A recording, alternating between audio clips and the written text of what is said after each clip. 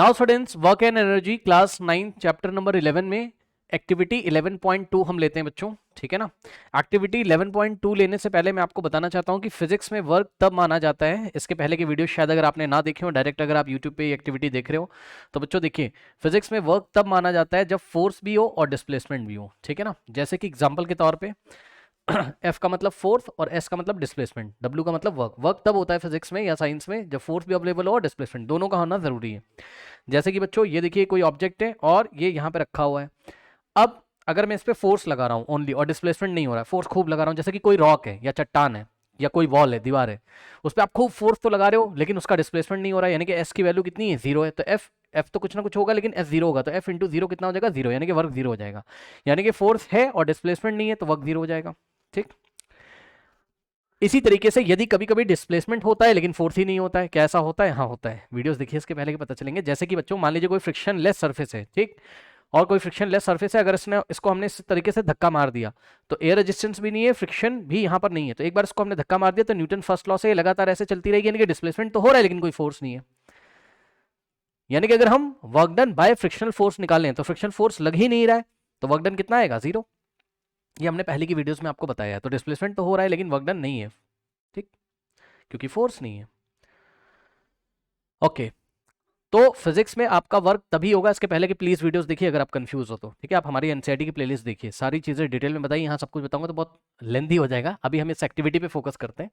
तो बच्चों देखिए जरा, यहाँ पर जब भी फोर्स होगा फिजिक्स में और डिस्प्लेसमेंट होगा तभी वर्क होगा। अब इन्होंने हमसे क्वेश्चन क्या पूछा है, यहाँ पे देखिए जरा, क्वेश्चन पूछने का मतलब है एक्टिविटी में क्या बोला है इन्होंने हमसे बोला है कि भाई think of some situations from your daily life involving work. अब देखो यहाँ पे इन्होंने बच्चों डेली लाइफ में कह रहे हैं ऐसी सिचुएशंस को सोचिए जो वर्क को इन्वॉल्व करते हो। जब इन्होंने बोल दिया कि जो वर्क को इन्वॉल्व करते हो, हम तो फिजिक्स के स्टूडेंट हैं, ठीक, तो हम कौन सा वाला वर्क लेंगे, वो वाला वर्क जो फिजिक्स में डिफाइन किया गया है, यानी कि फिजिक्स में जिसको वर्क बोला जाता है वो वाले वर्क वाली सिचुएशन हम लेंगे। मतलब समझो, जैसे हम किसी न्यूमेरिकल के बारे में सोच रहे हैं, मैथ्स का कोई न्यूमेरिकल के बारे में सोच रहे हैं, तो ये जो सोचना है, जो थिंक करना है, ये वर्क नहीं है। तो ये वाले आपको वर्क नहीं लेने। आप बोलोगे आज मैंने बहुत ज्यादा गाना गुनगुनाया, उसकी प्रैक्टिस करी मैंने, गाने की, सिंगिंग की प्रैक्टिस करी, ठीक है। आप बहुत ज्यादा कोई गाना आपको अच्छा लग रहा है, उसकी आप प्रैक्टिस कर रहे हो, उसको आप सीख रहे हो, तो फिजिक्स की भाषा में वर्क नहीं हो रहा है। आप मूवी देखने चले गए, थिएटर में आप बैठे हुए हो और 3 घंटे तक आप मूवी देख रहे हो थिएटर में, ठीक है, कोई सिनेमा देख रहे हो आप, तो ये वर्क नहीं है। फिजिक्स की भाषा में जो वर्क है उसको हमको यहाँ पर लेना है। तो इस एक्टिविटी में फिजिक्स की भाषा में जो वर्क है उसको हमको लेना है, यानी कि फोर्स और डिस्प्लेसमेंट का होना जरूरी है, ध्यान रखिएगा, ठीक। तो यहाँ पे कुछ सिचुएशंस हमको सोचनी है जिसमें इन्वॉल्व हो रहा वर्क, और कौन सा वाला work, from the point of view of physics. Okay, list them. तो बच्चों देखो, यहाँ पर इस एक्टिविटी में टोटल 4 एग्जाम्पल हम आपके एनसीईआरटी से ही लेके आए हैं। यहाँ पे देखिए बच्चों, नंबर 1 एग्जाम्पल में, इफ अ पेबल, पेबल समझते हो आप, कोई पत्थर है, नदी के किनारे जो छोटे छोटे पत्थर मिलते हैं उनको हम पेबल्स बोलते हैं। ओके, सो ये देखिए बच्चों, कोई पेबल है इस तरीके से, यहाँ पर ये कोई पेबल है और इस पेबल पे हमने क्या किया, फोर्स लगाया, ठीक है ना। मान लीजिए बच्चों इसमें मैंने 2 न्यूटन का फोर्स लगाया और ये पोजीशन ए से, अब ये पोजीशन ए पे, और ये पेबल चला गया पोजीशन बी पे, ठीक। मैंने इसके ऊपर एक कांस्टेंट फोर्स लगाया 2 न्यूटन का और ऐसे धक्का मार के इसको यहां पहुंचा दिया ए से बी पे, यानी कि मैंने डिस्प्लेसमेंट किया लेट अस से 5 मीटर का। मैंने इसको 2 न्यूटन का फोर्स लगा के ये ऐसे डिस्प्लेस कर दिया 5 मीटर के डिस्टेंस पे, यानी कि इसमें डिस्प्लेसमेंट भी हो रहा है, इस पेबल में डिस्प्लेसमेंट भी हो रहा है और फोर्स भी लग रहा है। तो यहाँ पे वर्क कितना आ जाएगा आप कैलकुलेट कर सकते हो, W is equals to F into S formula से। एफ कितना है 2 न्यूटन और डिस्प्लेसमेंट कितना हो रहा है 5, 2 5 का आंसर कितना आ जाएगा 10, और वर्क का यूनिट क्या होता है 10 जूल। तो यहाँ पे 10 जूल का वर्क यहाँ पर हो रहा है, ठीक है ना। तो यही एग्जांपल फर्स्ट है हमारा कि if a pebble lying on a surface is pushed, इसको हमने पुश किया, pebble moves through a distance, pebble एक डिस्टेंस मूव करेगा, यहाँ से यहाँ पहुंच जाएगा, in this situation work is said to be done, इस सिचुएशन में वर्क हो रहा है। तो ये फर्स्ट एग्जांपल था। अब देखते हैं इसमें सवाल क्या क्या पूछे, कह रहा है लिस्ट देम। तो ये कुछ एग्जांपल्स है, अब एक एक करके बताऊंगा, एक मैंने आपको बता दिया। कह रहा है discuss with your friend whether the work is being done in each situation. Okay, तो ध्यान से सुनो, क्या इस सिचुएशन में वर्क हो रहा है, यस। क्या इस सिचुएशन में वर्क हो रहा है, यस, क्योंकि फोर्स भी अवेलेबल है और डिस्प्लेसमेंट भी हो रहा है, ठीक। तो कह रहा है try to reason out your response, ठीक है। हमने अपने दोस्त से पूछा क्या वर्क हो रहा है या डिस्कस किया, तो आंसर इज यस, वर्क हो रहा है। अब इसका रीजन बताओ, try to reason out your response, क्या रीजन है कि वर्क हो रहा है। तो जवाब है, रीजन ये है क्योंकि वर्क के होने के लिए 2 कंडीशंस नेसेसरी होती हैं, क्या, फोर्स का होना और डिस्प्लेसमेंट का होना, ठीक है। आप अपनी एनसीईआरटी बुक ओपन करोगे, सो बच्चों पेज नंबर 147 पे मैंने आपको पढ़ाया हुआ है, देखिए एक्टिविटी 11.2 के ऊपर लिखा हुआ है, कह रहा है कि two conditions needed to be satisfied for work to be done. A force should act on a body, किसी बॉडी पे फोर्स एक्ट करना चाहिए, तो यहाँ पे there is a force acting on the pebble, pebble के ऊपर एक फोर्स वर्क कर रहा है। और दूसरी सिचुएशन क्या है या दूसरी कंडीशन क्या है जो सेटिस्फाई होनी चाहिए, the object must be displace, object का डिस्प्लेसमेंट होना चाहिए। तो दोनों कंडीशन यहाँ सेटिस्फाई हो रही है, इस ऑब्जेक्ट के ऊपर फोर्स भी लग रहा है और ये डिस्प्लेसमेंट भी, इस ऑब्जेक्ट डिस्प्लेसमेंट भी कर रहा है, ठीक है ना। तो ये रीजन में हम दोनों बातें बता देंगे कि फोर्स भी अवेलेबल है और डिस्प्लेसमेंट भी यहाँ पर हो रहा है। ओके स्टूडेंट्स, ठीक। Now if work is done which is the force acting on the object, ठीक है। अगर वर्क हो रहा है तो कौन सा, विच is the force acting on the object, object के ऊपर कौन सा फोर्स यहाँ पे वर्क कर रहा है, मींस ऑब्जेक्ट के ऊपर कौन सा फोर्स एक्ट कर रहा है, वर्क नहीं कर रहा है, एक्ट कर रहा है। हाँ बताओ भाई, इस पेबल के ऊपर कौन सा फोर्स लग रहा है, तो जवाब है फोर्स एक्सर्टेड बाय मी, मैं इसको फोर्स लगा रहा हूं, means force exerted by any external agent, ठीक। तो पेबल के एग्जांपल में क्या होगा, फोर्स, कौन सा फोर्स लग रहा है, what is which is the force acting on the object, so answer is payable वाले एग्जांपल में फोर्स बाय मी का मतलब मैं हो सकता हूं, आप हो सकते हो, कोई भी इसको धक्का मार रहा है, पुश कर रहा है, यानी कि फोर्स बाय ब्रैकेट में लिख देंगे एक्सटर्नल एजेंट, एक्सटर्नल एजेंट, वो एक्सटर्नल एजेंट कौन, कोई भी हो सकता है, मैं हो सकता हूं, आप, रोहन, सोहन, मोहन, गीता, सीता, कोई भी, ठीक। फिर क्या कह रहा है, what is the object on which the work is done, यहाँ पे कौन सा ऑब्जेक्ट है जिसके ऊपर वर्क हो रहा है, तो जवाब है object is payable, object is payable, payable एक ऑब्जेक्ट है जिसके ऊपर वर्क कर रहे हैं, पेबल पे ही फोर्स लगा के इसको डिस्प्लेस कर रहे हैं।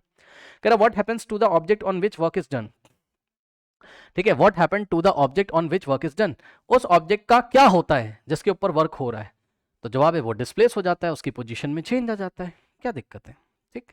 सो यहां पर ऑब्जेक्ट कौन है, पेबल, तो हम आंसर लिखेंगे पेबल गेट्स डिस्प्लेस्ड, जब पेबल के ऊपर वर्क करेंगे तो पेबल गेट्स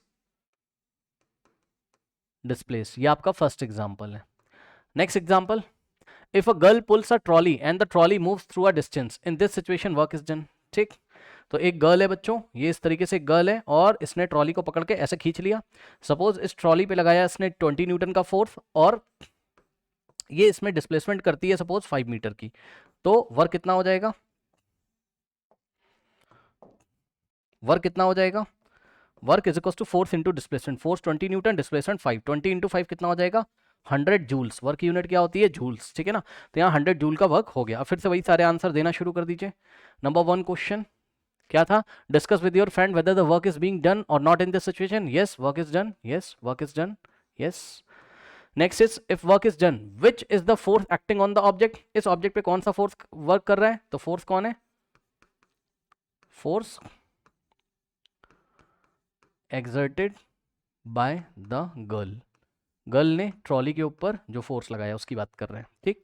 एग्जांपल लिया मैंने 20 न्यूटन का फोर्स लगाया, वो फोर्स कुछ भी हो सकता है, जस्ट मैंने एग्जांपल लिया है, ठीक।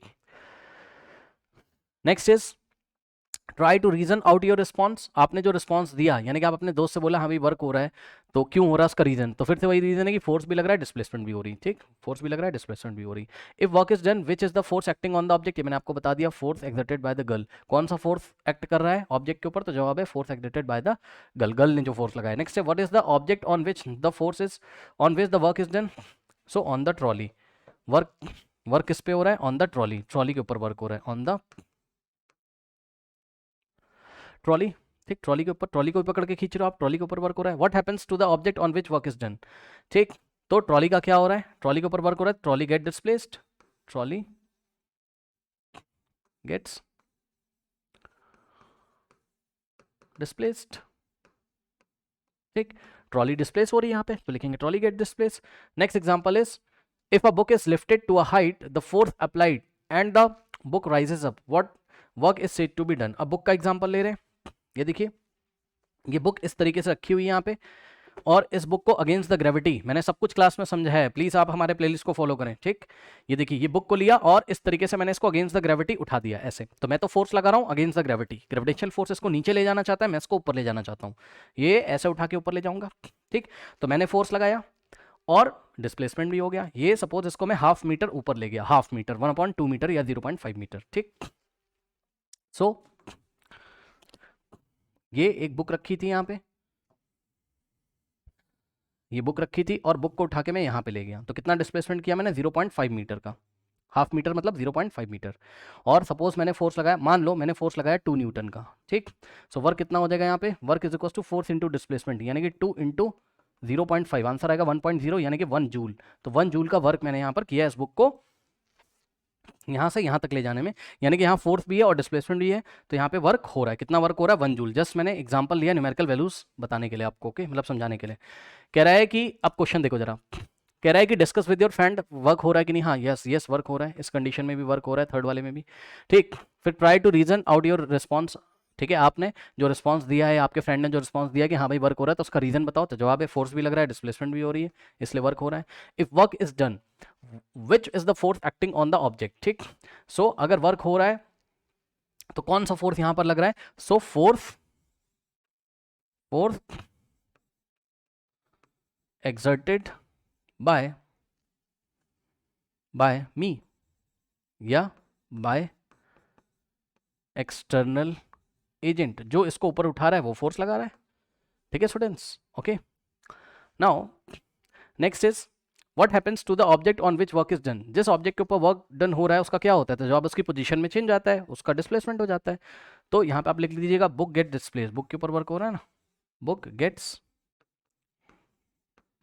डिस्प्लेस्ड, बुक का डिस्प्लेसमेंट हो जाता है, यहाँ से यहाँ पहुँच जाती है, ठीक, बस यही है, और क्या है, और कुछ पूछा था। व्हाट इज द ऑब्जेक्ट, तो the object is book, book के ऊपर वर्क हो रहा है, on which the work is done, okay, ये हो गया। अब एक और एग्जांपल ले लिया बुलक का, ओके। सो बुलक कार्ट जो होता है ना, बैल जो लगी होती है, बुल जो होता है कार्ट को खींचता है, तो उसको हम बुलक कार्ट बोलते हैं, ठीक। तो ये देखिए, ये इस तरीके से यहाँ पे देखिए डायग्राम, इतना पहले नोट कर लो, नोट कर लीजिए, इतना कर लिया, चलो अब देखो बच्चों, यहाँ पर देखिए ये एक कार्ट है और यहाँ पे बुलक है, मतलब बुल है, ये दोनों को मिला के बुलक कार्ट बोलते हैं, ठीक। ये इस तरीके से इसको खींचता है, सपोज ये इस पे लगाता है कितना 100 न्यूटन का फोर्स, और ये पोजीशन ए से कहाँ जाता है, पोजीशन बी पे, सपोज डिस्प्लेसमेंट होता है 10 मीटर का, ठीक। तो यहाँ पे work done by the bull, bull ने कितना वर्क किया कार्ट के ऊपर, बुल ही तो इसको खींच रहा है ना, जो यहाँ पे बैल आगे है ना, इसको खींच रहा है, तो एफ इंटू एस, एफ कितना है 100 न्यूटन, डिस्प्लेसमेंट कितना है 10 मीटर, तो वर्क कितना हो गया 1000 जूल। तो लास्ट वाले केस में ये जो हमने लिखा आपके एनसीईआरटी से लिखा हुआ है, तो लास्ट वाले केस में इन्होंने हमसे क्वेश्चन पूछा है discuss with your friend, work हो रहा है कि नहीं है, यस वर्क हो रहा है, ट्राई टू रीजन, क्योंकि फोर्स भी डिस्प्लेसमेंट भी है, force exerted by the bull on the cart and there is a displacement of 10 metre, let us assume, okay, example लिया हमने। If work is done which is the force acting on the object, so the force is acting by the bull on the cart, force is acting by the bull on the cart, समझ रहे हो ना, जो बैल आगे है, जो animal है, ये बैल जो है आगे, बैल जिसको हिंदी में बैल बोलते हैं बुल को, ठीक है, ये क्या कर रहा है कार्ट को आगे खींच रहा है, ठीक। सो फोर्स किसके ऊपर लग रहा है, on the cart by the bull, correct. So यही इन्होंने पूछा है कि which is the force acting on the object, तो हमने लिख दिया द फोर्स इज एक्टिंग, पूरा लिख लेना, लिख लो, मैं बोल दे रहा हूँ, force is acting by the bull on the cart, correct. Next is what is the object on which the work is done, so answer is the object on which the work is done is cart, cart के ऊपर work हो रहा है, on the cart, last वाला answer मैं यहाँ पे लिख रहा हूँ, ऑन द कार्ट। उसके बाद what happens to the object on which work is done, जिस ऑब्जेक्ट के ऊपर वर्क हो रहा है क्या हुआ उस ऑब्जेक्ट का, तो वो ऑब्जेक्ट क्या हो गया, डिस्प्लेस हो गया। तो ये देखिए कार्ट इज डिस्प्लेस्ड, लास्ट वाले में हम लिखेंगे क्या, कार्ट इज डिस्प्लेस्ड। अब सुनो मेरी बात, कुछ बच्चे कह रहे होंगे सर ऐसा भी एग्जांपल दे दो इसमें जिसमें वर्क ना हो रहा हो, दे दो आप एक एग्जांपल ऐसा दे दो जहां वर्क नहीं हो रहा हो, दे दो एग्जांपल। पुशिंग अ वॉल, आपके घर में एक दीवार है, ये देखिए, और इस दीवार पे आपने फोर्स लगाया, ऐसे बहुत देर तक आप फोर्स लगाते रहोगे, फोर्स सपोज आपने इसमें 100 न्यूटन का लगा के रखा हुआ है, लेट अस अज्यूम, ठीक। बट वर्क कितना हो जाएगा, जीरो, क्योंकि वर्क क्या होता है एफ इंटू एस, फोर्स तो है 100 न्यूटन लेकिन डिस्प्लेसमेंट कितना हो रहा है, जीरो, एस की वैल्यू जीरो, ये दीवार चल के उधर थोड़ी ना चली जाती है, तो एस की वैल्यू जीरो है, तो आंसर 100 इंटू जीरो कितना आ जाएगा, 0 जूल आ जाएगा, ठीक। तो एक ये भी एग्जाम्पल आप दे दो, पुशिंग अ वॉल, पुशिंग ये भी आपके एनसीईआरटी में एग्जांपल है, पुशिंग अ वॉल या फिर पुशिंग अ रॉक, रॉक मतलब समझ रहे हो ना, कोई चट्टान रखी हुई है और इस चट्टान को आप इस तरीके से पुश करते हो काफ़ी देर तक, ये हिलती भी नहीं है, मूव भी नहीं करती है, ठीक। So pushing a wall and wall doesn't move and pushing a rock and rock doesn't move, तो यहाँ पे क्या क्या आंसर आ जाएगा, discuss with your friend whether the whether in the given situation the work is done or not, so the answer is no. Rock और wall के case में वर्क डन नहीं हुआ है, वर्क डन 0 है। Try to response out your answer, ठीक है, आपने जो रिस्पॉन्स दिया है उसका रीजन बताओ, क्या रीजन है? तो रीजन ये है कि फोर्स तो है लेकिन डिस्प्लेसमेंट कितना है? 0 है। फोर्स तो है 100 न्यूटन का लेकिन डिस्प्लेसमेंट कितना है? 0, इसलिए वर्क कितना है? 0 है। नेक्स्ट है if the work is done, तो ये तो आंसर हमें तब करना था जब वर्क इज डन, यानी कि जब वर्क डन हो रहा हो, तो वर्क तो 0 है तो हम इसका आंसर नहीं करेंगे यहाँ पर। यहाँ पे लिख देंगे work is not done. What is the object on which the work is done, कौन सा ऑब्जेक्ट पे वर्क हुआ है? वर्क ही नहीं हुआ है यहाँ वॉल के ऊपर, वॉल के ऊपर वर्क नहीं हुआ है, 0 है, तो यहाँ पे हम कमेंट नहीं करेंगे। What happens to the object on which work is done, जब वर्क हुआ ही नहीं है तो आप क्या ही कमेंट करोगे? दीवार या रॉक के ऊपर कोई वर्क नहीं हुआ, तो इन तीनों क्वेश्चन पे आप लास्ट वाले ये जो है ना ऑन द, ये वाला क्वेश्चन, ये वाला क्वेश्चन और ये वाले क्वेश्चन का आप आंसर वॉल और रॉक वाले केस के लिए नहीं करोगे। ठीक है स्टूडेंट्स, ओके। तो ये हो गई आपकी एक्टिविटी 11.2। ठीक है, चलिए फिर 11.3 के साथ मिलते हैं नेक्स्ट वीडियो में।